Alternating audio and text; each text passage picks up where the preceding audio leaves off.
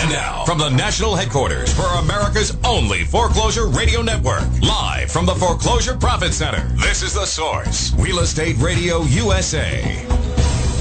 Hello, everybody, and welcome back to Real Estate Radio USA. Thanks for joining us on this Wednesday edition of the program. Now, in keeping this theme going and talking about this subject, we have an expert on real estate economics, technology, a renowned author and professor. She's been appeared as an expert guest on networks such as CNN, Fox News, Fox Business, NBC News. Barry, I can go on and on and on. You get the picture of what we're talking about. Now on the program, we have Dr. Dani Babb joining us. Dr. Dani. Hi there. How are you doing? I'm great. How are you? All right. Thanks for joining us on the program today. At any time. We've been talking about this story out of Melbourne, Florida, about agents and the responsibility or lack thereof to disclose the nature of sexual predators or offenders in the neighborhoods in which they have clients buying or selling. Your thoughts on this? Just open it up to you. Yeah, absolutely. Well, first of all, this is very state-based. With regard to what the law actually says, each state has their own law regarding disclosure of sexual offenders or predators. And in Florida, actually, I can't find anything on the law out there that says that the agents are required to do anything. But, however, there is still the fiduciary responsibility of the agents to disclose anything that they're aware of that could be a problem to the people moving in. So, if I were, selling real estate out there, I would certainly be concerned. And if I were aware of something, I would make it known. As far as going out and actually doing research and providing them with, the documentation, unless it was state law, agents don't really have a responsibility to do that. Exactly. We're talking specifically about a case, and I want to talk in generality as well. This case, the agent was told by the seller because the sheriff in the area actually came up and handed them the information, the seller the information. At that point, it's pretty much the cat's out of the bag at that point.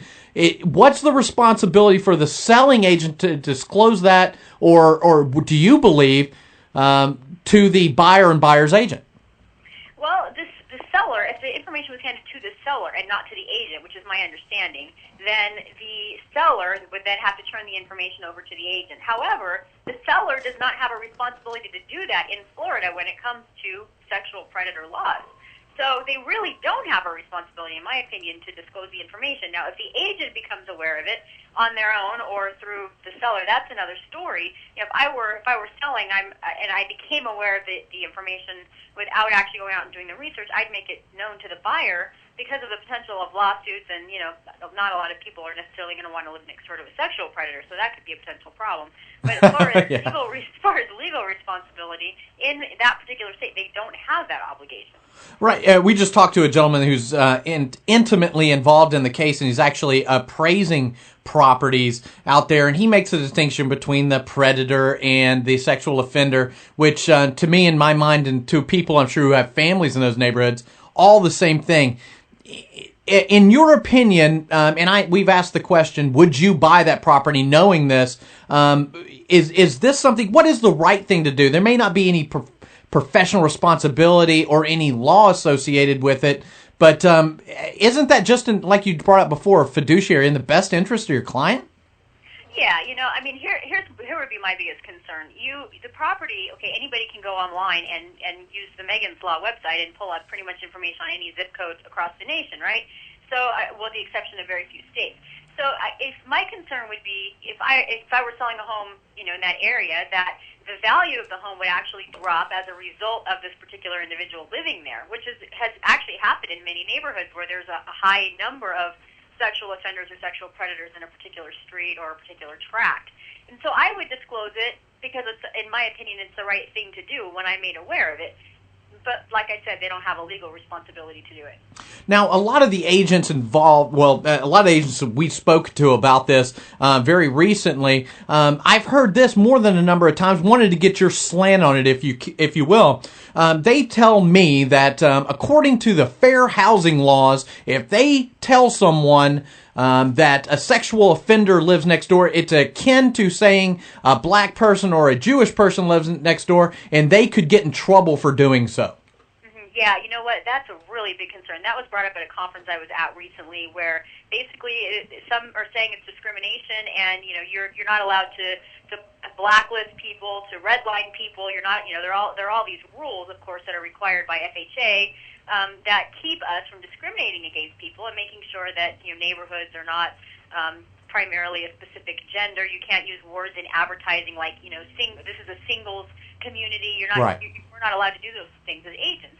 So there are a lot of people worried about that. But I'll give you an example. In Arizona, sellers and agents are required to disclose neighboring sexual offenders to potential buyers. In Mississippi, for instance, those sellers must disclose the information only if the buyers ask. So it really falls back on buyers need to be aware, they need to do their own research, and they need to, in the states where it's permitted, ask. In California, all sales contracts include forms alerting buyers to the state's sex offender website, which then puts it back on the buyer and makes the buyer basically go check it out. Okay. And to me, that's just a little late in the conversation to be doing at the time of contract. I agree, and you know what? Everything I tell everybody that I work with is it's one of the things that you need to check out online. It's very easy to do. We run comps ourselves. I don't have any people that rely on appraisers and agents anymore to do that. You want an unbiased opinion. You can get the information quickly, free, and easily yourself. Why not do the same thing in this area? But speaking on being online, you are a fluent technology expert and have written a number of books on the area, including one I'm very fond of. It's Commissions at Risk, and you talk about the effect that technology could have on the current real estate agent model. Can you tell us a little bit about the book? Yeah, absolutely. After it was published, it became known as the Zillow effect. I called it commissions at risk because I think that's what it's going to do to agents' commissions in the future. What we're starting to see is a push to eliminate the middleman, and it's in a lot of markets. It's in the jewelry market. It's in buyer-to-buyer markets on eBay. We've been seeing it in insurance for a long time to eliminate the middleman. We saw it especially in the travel industry, where you're basically going directly. You're saving a lot of money eliminating the travel agent. The travel agent, we saw 70 to 80% decline throughout the early 2000s in the use of agents, with the exception of corporate travel. And a lot of us have significant concerns knowing what technology is coming out in the future, and some of the partnerships that are being created between companies like Microsoft and Zillow, for example, right, to provide information online that will allow buyers and sellers to interact directly, and will even give them title company, escrow company, all the forms that they need, and the protection that people generally believe they get from agents. And I'm a licensed agent myself, but I still tell people to sell by owner. Heresy! Heresy!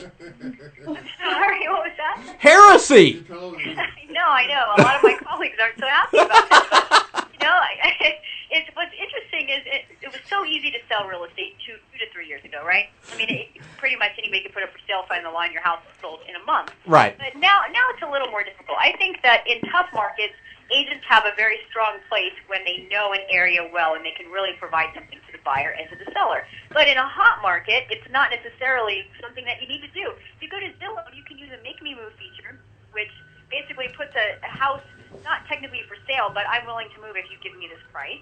And you can list your home. People are using Craigslist. There's over 200,000 listings. House swapping is becoming more common. There have been 20,000 homes swapped in the last year, where people are just trading house for house because they can't sell it. So buyers and sellers are taking matters into their own hands anyway, and that's really what the book is about, is how agents can compete against that kind of market.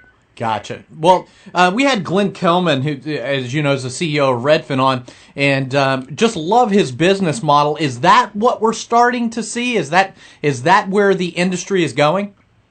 I completely agree. In fact, I wrote about their business. There's also a couple of other businesses in Los Angeles that are paying flat rate fees to brokers, and basically having them come work for them on salary without paying any commissions whatsoever. I think we're going to see that start to happen a lot more, particularly as agents become more desperate and they're losing their jobs. I think there are a couple of potential business models, but one of them is going to be the salaried real estate agent that basically has their marketing costs and their overhead covered by the organization. Wow. So you say the flat fee or discount listings model. So the all sacrosanct 6% commission is now at risk. The 6% commission has been at risk. In fact, I know in my neighborhood, agents get about 4.5% if they're lucky. and that's rapidly dropping. And there are two prominent agents in our neighborhood that are fighting over who's going to be next to drop it to 4%. What ends up happening is agents, even though it's technically not legal, it still happens in our market. They look at the they look at the MLS listing, and they see what the buyer's agent commission is. And even though they're not allowed to do what's called steering and steer buyers to particular neighborhoods, I've talked with so many agents who say, yeah, it is still happening in my firm. And so the seller's agent, people say, hey, I'm paying 6% to my seller's agent to get this listed. What they don't realize is that 3% of that is going to the buyer's agent. Right. They're really only paying 3% to the seller's agent. But it's still 6% to the seller nonetheless. What's happening is the seller's agent taking the smaller commission, 1 to 1.5, still providing the 2.5 to 3 to the buyer's agent, because the buyer's agents are blackballing listings that come in at less than 3%, even though they're technically not allowed to do that. It's still happening out there. Well, yeah, that's one thing we talked about, Glenn, for a long time. That was the idea that anything listed with Redfin was getting that kind of reaction from the agents in the area. Oh, yeah, absolutely. And, I sold a home recently by owner, and I had agents come by and actually flat out tell me, hey, if you are not going to list your home through an agent, I refuse to bring clients by. And, I actually called their brokerage firms and told their broker of record, told them what was going on. Nothing really ends up happening as a result of it. So I think the more desperate they become, the more likely we are to see that. For everybody out there, that wants to sell by owner, the key is when you list your home, and you can use a site like housepad.com to put your home for $100 and something in the MLS, that agency, you can say for sale by owner, but compensating buyer's agent 2.5, 2.75 to 3%. Make sure that they know that you get it as a seller, even if you're selling on your own. Gotcha. Well, we talk a lot about the MLSs, and it's really the last, we call them the keys to the kingdom for the agents out there. With the DOJ lawsuit coming up, and maybe basically breaking that monopoly, some of the MLSs, as we've seen, are making deals with companies like Zillow, with companies like Trulia, to actually syndicate those listings right now. Are we going to see or get to a point where we have a national MLS type thing? And is that what the Zillow or Trulia models are eventually going to? I certainly hope so. I mean, this is a 10-decade-old system. It's been around for literally 100 years. The MLS is proprietary, although the National Association of Realtors, I am technically a NAR member to get MLS access, although they can get it without being a member of of NAR. I don't know anybody who's been capable of actually making that happen. And, this system is antiquated. It eliminates a good portion of the market that wants to act on their own. It should not inhibit buyers and sellers from working directly with each other, but it does. This is where smaller companies have come in and filled a niche in the market and allowed individuals to list their homes through them for a very small fee to put it in the MLS for them and make sure it adheres to NAR's rules. This system, it needs to go away. There are several offers on the table, several deals on the table that would allow at least an open source system where you could buy access rather than buying access to a particular region. You're buying nationwide access. But unfortunately, all of these still involve the National Association of Realtors, and they are the ones that need to step out of the way and let companies, entrepreneurs come in and create a system. This is why I love Zillow, even as an agent. People are always shocked. I love this system because it doesn't have, there's no middleman, there's no fee, there's no block between the buyer and seller, and the MLS needs to go away. Hey, I'm with you, and I'm with you 150%. Now, with international buyers coming in, people for sell by owners are listing, just as realtors are using to syndicate. They're using Craigslist, they're using Trulia, they're using Zillow to get all this information out there. What other ways do you see that a for sell by homeowner or for sell by owner can really get the word out? Well, you just listed the primary ways. Those are the big ones. Advertising in local papers, believe it or not, I've probably 80% of my radio interviews in the last month have been from Canadian stations wanting information for their citizens on how to buy out here and how to find the properties. And one of the things that's happening is people are listing their homes for free in local papers.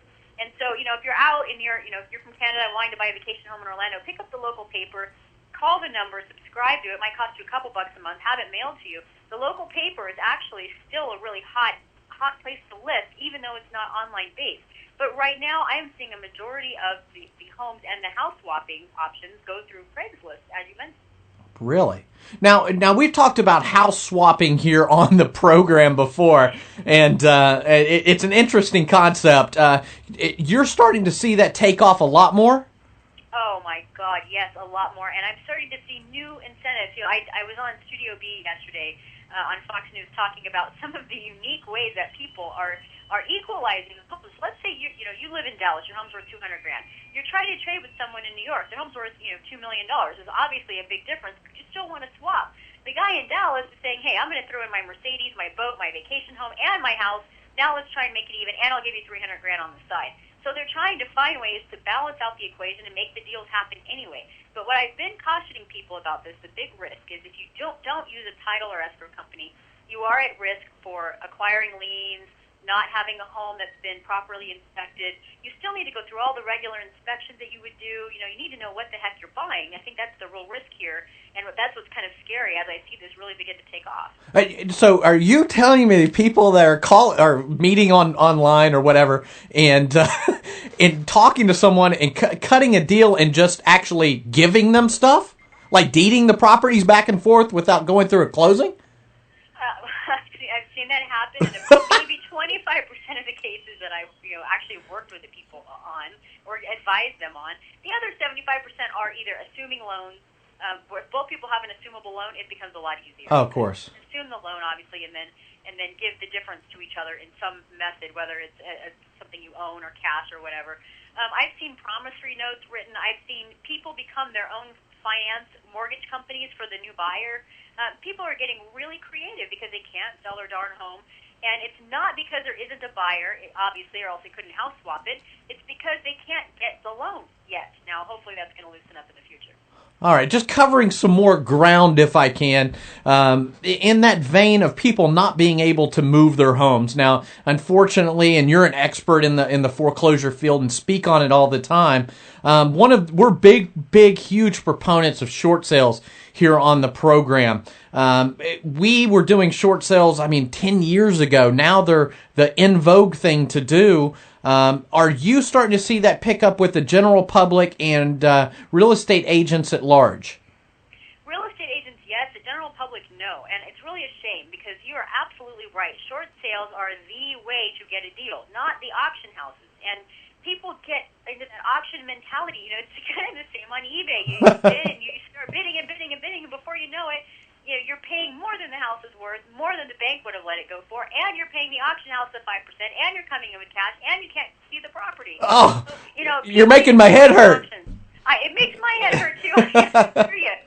If short sales are the way to get a deal right now. If you can, and not only get a deal, but you're saving the homeowner from a foreclosure on their record, and that is what my co-author and I of Fighting Foreclosures are a big proponent of. It's a win-win. You get to buy a home at a better price. The owner that's currently living there and probably in very difficult financial situation and very stressed, gets to keep the foreclosure off the record. Now, the bank has to approve the deal, and the buyer and the seller obviously need to agree on a price and write up the contract. The existing owner has to show they're in financial distress to the bank and prove that to them. But if all of those pieces come together, which isn't that difficult, particularly if you use an agent who knows how to do these short sales, it's not that difficult, and you can save a lot more money. Out in California, the average is 27%, as opposed to saving 4% at auction. Now, that's 27% off of the market value as is right now, or of the loan amount?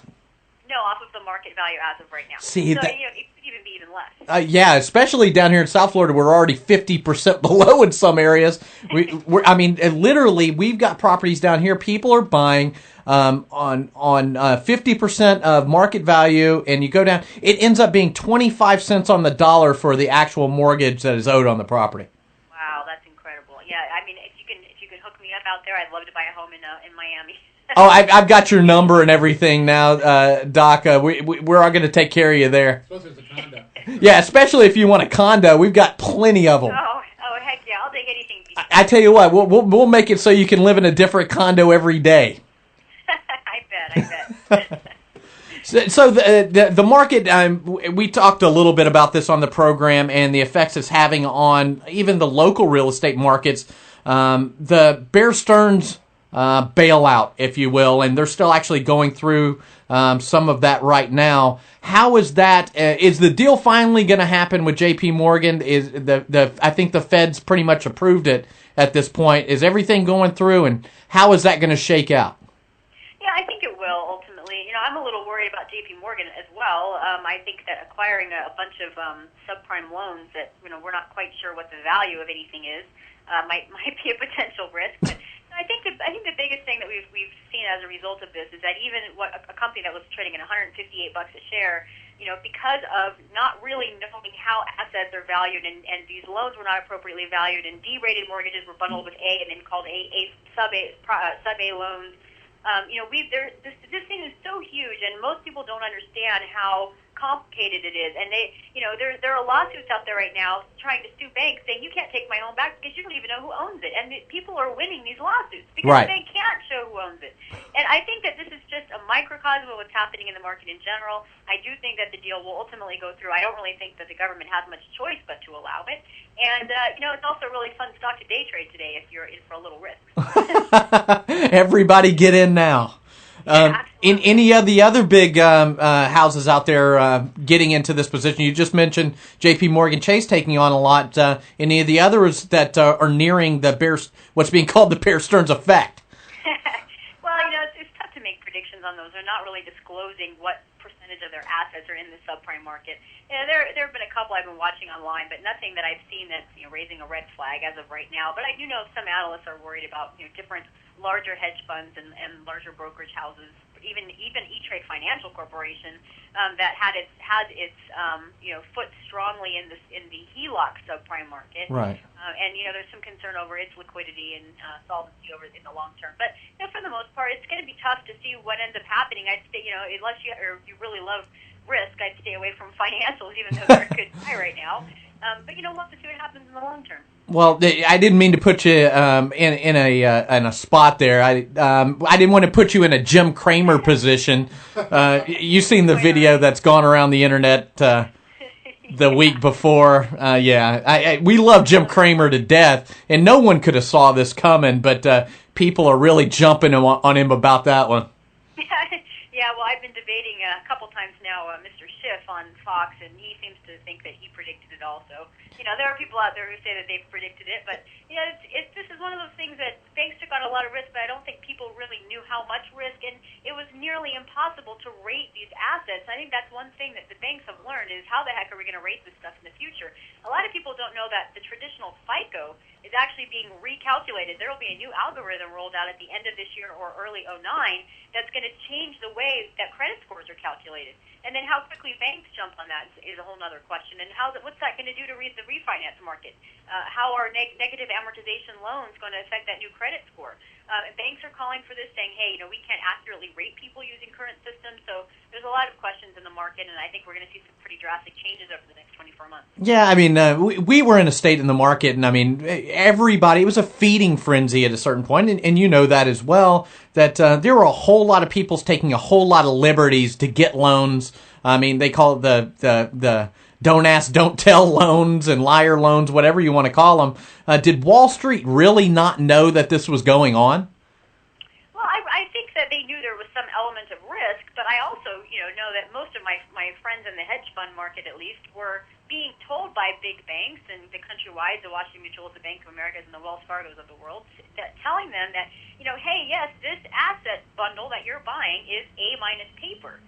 But what they really weren't disclosing, at least with much transparency, is that 1/3 of it was D-rated paper, but overall it was A- rated paper.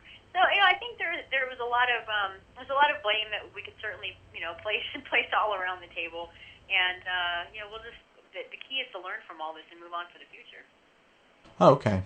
Well, we talk a lot on the show about price discovery and the market finding its way on its own with any outside influence, especially from government. Big proponents of that here. When do you see this price discovery or the market finding itself again? Houses or prices starting to stabilize? I mean, big prediction, but you got to ask the experts. Nobody's going to ask me, that's for sure. Yeah, I always love this question. Yeah, I knew you were going to get it.